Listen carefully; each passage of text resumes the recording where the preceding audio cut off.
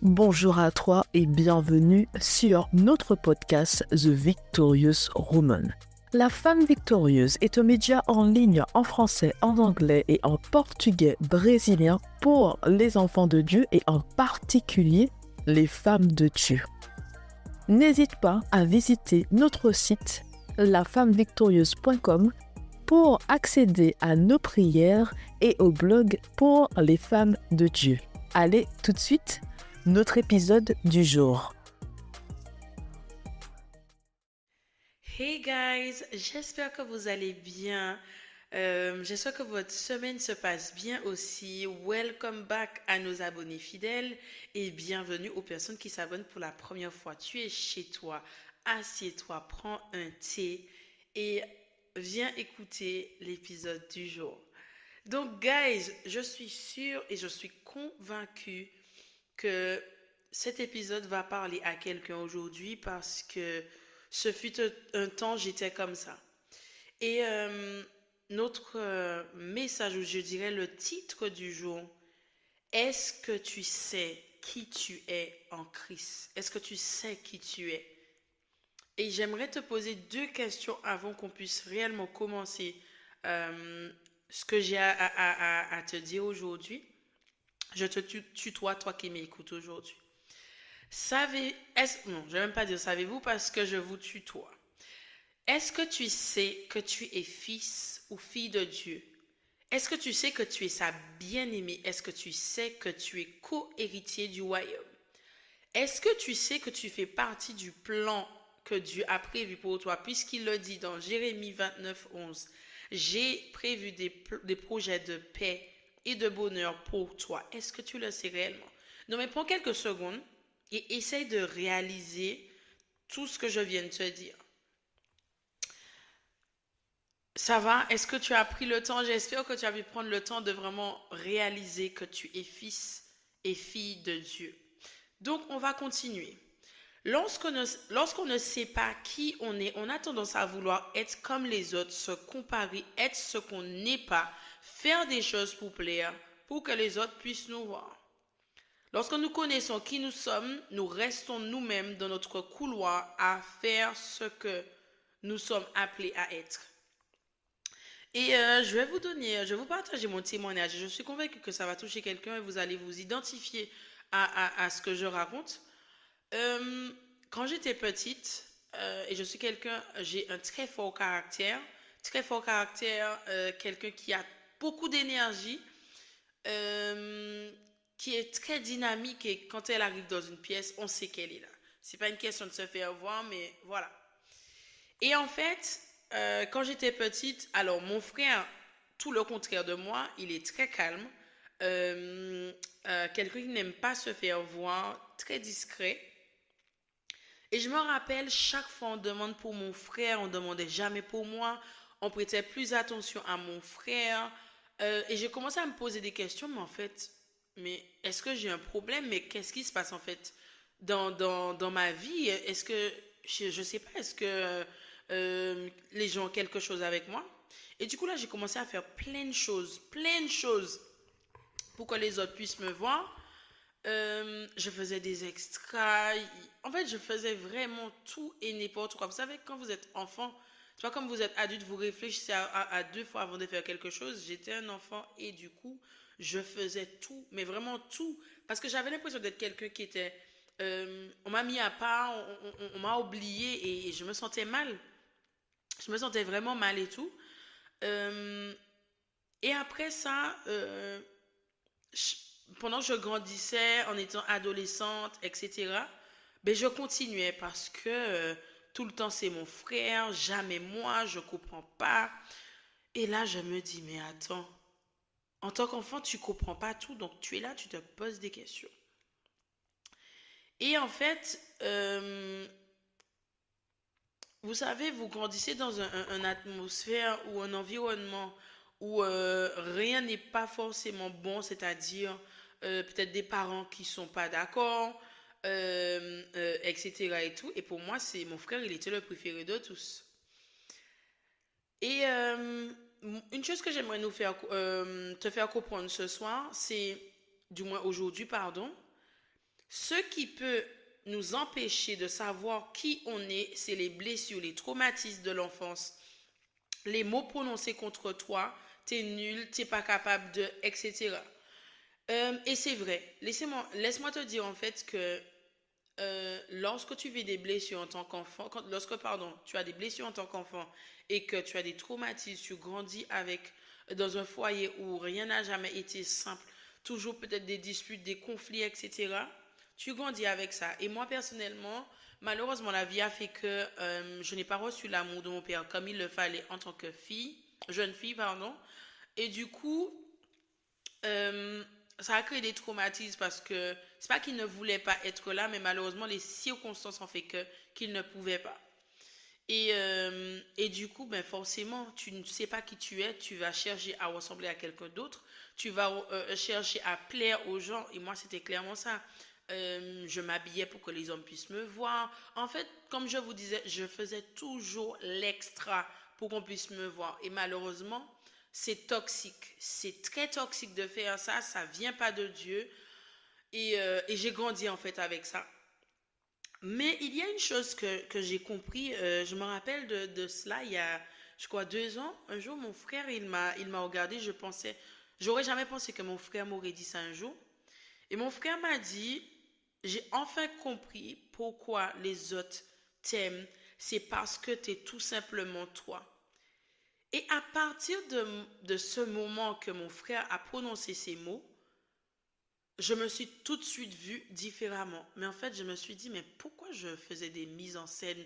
Pourquoi je faisais tout ça de choses pour que les gens puissent m'aimer? Mais vous savez, comme dit la Bible, lorsqu'on manque de connaissances, mon peuple périt. C'est-à-dire, lorsqu'on n'a pas forcément tous les éléments en place et tout, ben, en fait, forcément, on va faire des choses. Forcément, on va faire des erreurs. Forcément, on va faire des choses ben, qui ne ressortent même pas de nous, genre naturellement parlant. Et j'ai commencé à me voir différemment parce que tout le temps me disait, oui, il faut te canaliser, tu parles fort, tu ris trop fort. Et je me rappelle, je me renfermais à cette période. Et c'était dur. C'était dur lorsque tu sais que tu es toi-même et qu'on te dit tu es trop ou tu n'es pas assez. Je t'assure, ça crée de la frustration. Surtout quand on est enfant, ça crée de la frustration dans la tête. On grandit avec, que ce soit en tant qu'adolescent, que ce soit en tant qu'adulte. Si on ne traite pas ça, on fait des choses vraiment en fait, qui nous dépassent tout simplement. Parfois, on va même à se dire, mais c'est pas moi en fait, c'est pas moi. Et moi, en partageant cela avec toi ce soir, pourquoi je dis ce soir? En fait, c'est ce soir chez moi, donc voilà, vous avez compris. Ma prière pour toi aujourd'hui, c'est vraiment que le Seigneur puisse ouvrir tes yeux, qu'il puisse vraiment te montrer qui tu es, qu'il puisse te donner la façon dont lui, il te voit. Et moi, je me rappelle ma prière au Seigneur, et ça depuis jusqu'à maintenant, jusqu'à ce jour, c'est Seigneur, montre-moi la profondeur de qui je suis. Pas celle que je vois actuellement, mais celle qui est encore cachée au plus profond de mon être. Et mon encouragement pour toi aujourd'hui, c'est arrête d'être quelqu'un d'autre. Parce que Dieu, il t'a créé toi. Il n'a pas créé Vanessa alors que tu es Jessica. Il n'a pas créé Pierre alors que tu es Paul. Il t'a créé toi.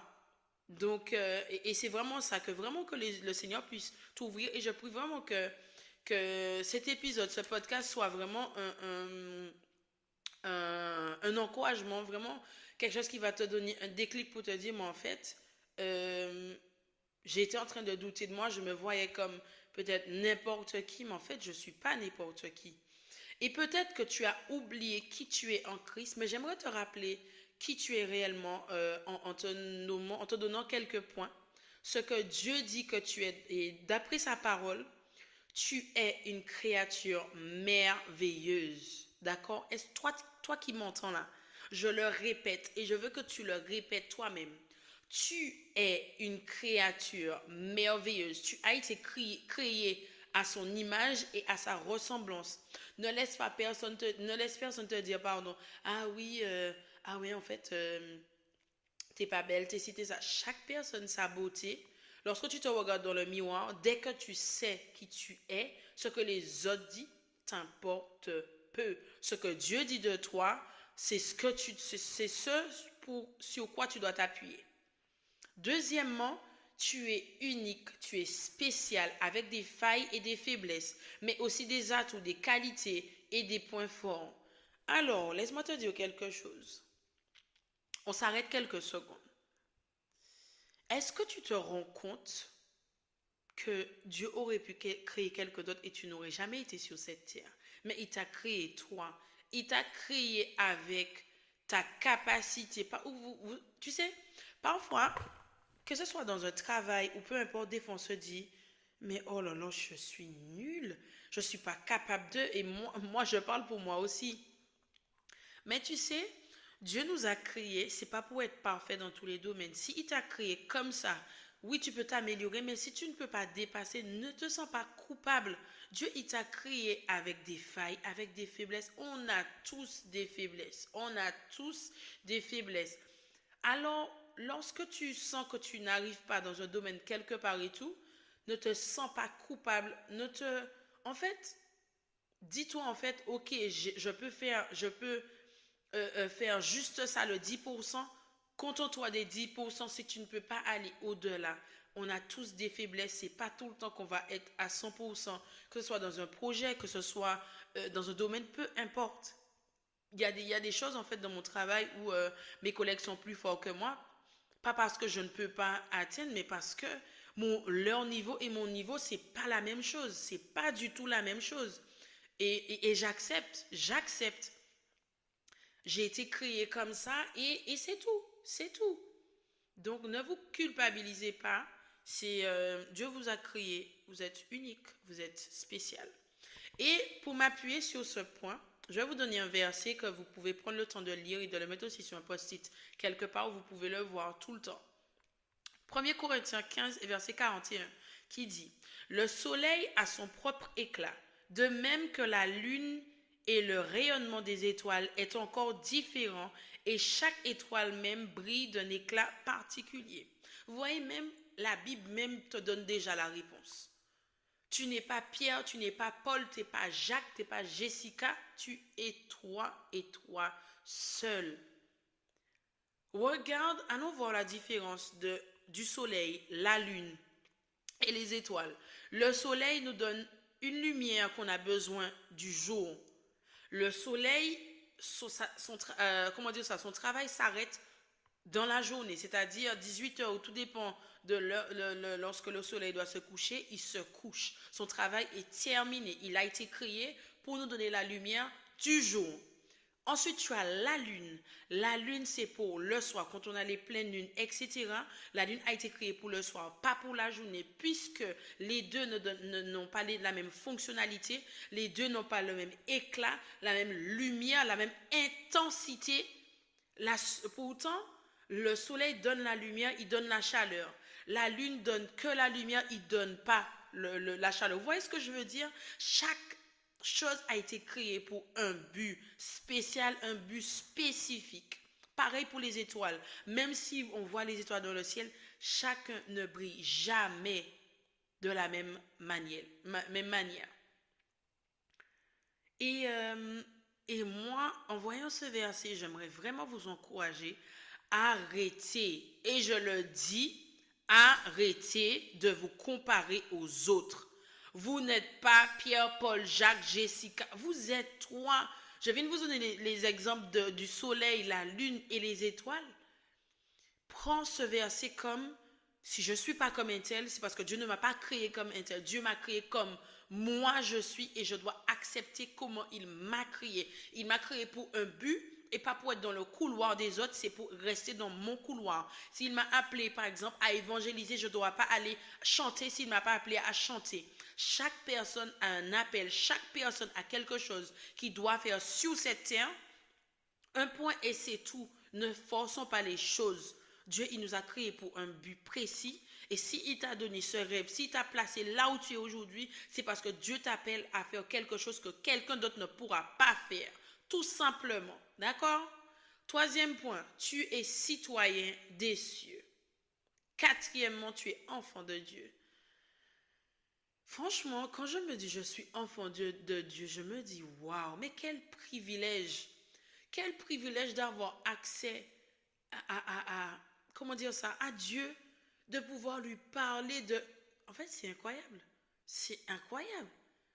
Oui, certes, on ne le voit pas, etc., mais on sait qu'il est là. On sait que Dieu est là. Cinquièmement, tu es saint et royal. Mes amis, lorsque vous sortez d'une famille royale, comment vous vous comportez? Prenez quelques secondes pour réfléchir à ça. Lorsque vous êtes royal, vos habits sont pas n'importe comment. Tes cheveux sont pas en pingale. Comment dire ça? Ton apparence même, c'est pas n'importe quoi. Tu peux pas.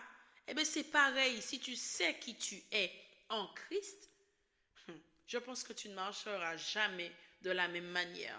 Aujourd'hui, peut-être certaines personnes, lorsqu'ils vont me voir, ils vont croire que, oh, cette fille-là, voilà, elle se croit trop. Non, c'est parce que je sais qui je suis.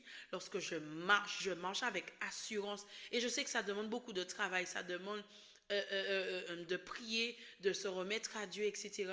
Mais, parce que je sais qui je suis, mais lorsque vous me voyez marcher, on sait, moi c'est parce que je me connais, je sais que je suis la femme que Dieu a mise sur cette terre pour un but, que lorsque je rentre quelque part, on sait que je suis là. Et je vous le dis en toute humilité, mais sincèrement, je ne marche pas la tête baissée, je marche la tête haute. Parce que oui, lorsque les autres me voient, ils me disent, ah oui, mais quand même, elle a une assurance. Mais c'est parce que c'est Dieu qui me donne cette assurance. C'est parce que comme je connais mon identité en Christ, c'est ce qui me permet de marcher la tête haute et avec assurance. Voilà, c'est juste ça en fait.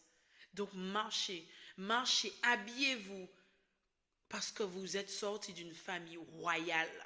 D'accord? Que lorsqu'on vous voit, on se dit mais il y a quelque chose à l'intérieur de cette personne.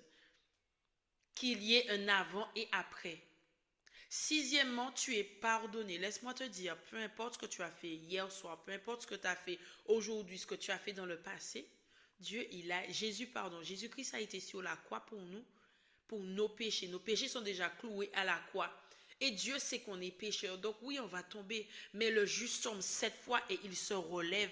Donc parce que tu sais que ton Père t'a pardonné, que tu as demandé pardon, tu te repens, Dieu t'a déjà pardonné. Donc ne laisse pas l'ennemi remplir ta tête. Ah oui, tu penses que Dieu va te pardonner? Non, non. Lorsque tu tombes, cours vers le Seigneur. Cours aussi vite que tu peux. Et va dans sa présence. Et pour terminer, tu es choisi. Mes amis, si quelqu'un me choisit, c'est que cette personne m'aime, cette personne me considère. Et parce que Dieu m'a choisi, je me sens important. Je me sens important parce que même si les autres ne me choisissent pas, tant que Dieu me choisit, tant que Dieu me dit mon enfant, tu continues de m'appartenir, ce que les autres me disent de moi m'importe peu. Parce que mon papa, ce qu'il a dit est plus que valide que ce que les autres vont dire. Donc à travers ces points, j'aimerais vraiment t'encourager de te voir différemment.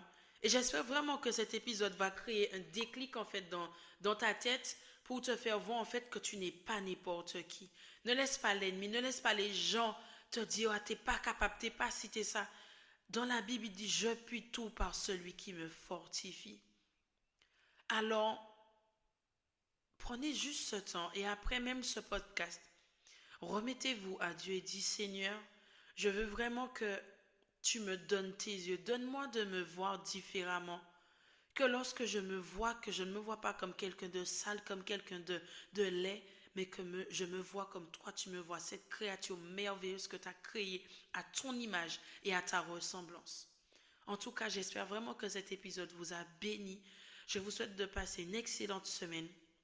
Et vraiment que le Seigneur vous bénisse. Et je vous dis à bientôt. Pour aller plus loin, tu peux t'inscrire à nos sessions de formation L'identité et la puissance de la femme selon Dieu ou encore nos séminaires sur la confiance en soi et sur la peur. Pour t'inscrire, tu as juste qu'à cliquer sur un des liens qui se trouve dans le descriptif.